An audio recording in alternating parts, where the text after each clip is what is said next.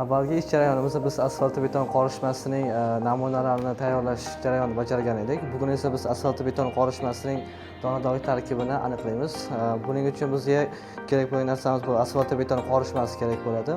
Sushini pechkamiz kerak bo'ladi va mufilni pechkalarimiz kerak bo'ladi.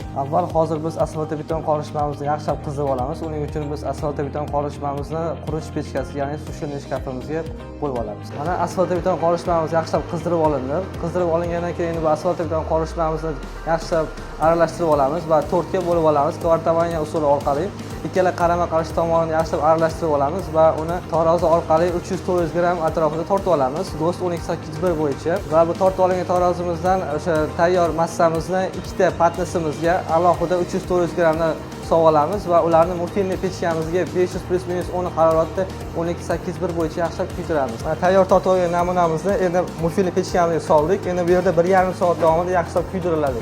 Mana namunamiz 1,5 soat davomida yaxshilab kuydirildi. Endi buni xona haroratida 30 daqiqa davomida sovutamiz. Mana qorishmamiz yaxshilab sovigandan keyin endi buni massasini tortib olamiz va chiqqan massasini qog'ozga yozib olamiz. Namunamizni hozir yana bir marotaba mufilni pechkamizga kuydirishga qo'yamiz. Buni massasi o'zgarmagunga qadar yaxshilab kuydirib olamiz. Mana namunamiz o'zgarmaydigan massa holatiga kelganidan keyin endi buning massasini o'lchab olamiz. Buning o'lchash maqsadimiz bitim miqdorini aniqlash.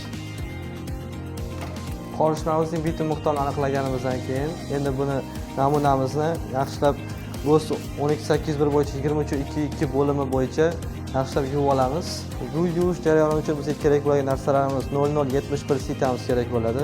Farforovoy chashkamiz kerak bo'ladi va pestik kerak bo'ladi. Mana namunamizni yaxshilab yuvib olganimizdan so'ng endi buni sushilni shkafimizga quritishga qo'yamiz. 1281 23-bo'limida yozilgandek, buni 105 +- 5 haroratda yaxshilab quritib olamiz. Mana namunamizni o'zgarmaydigan massa holatiga kelguncha quritdik.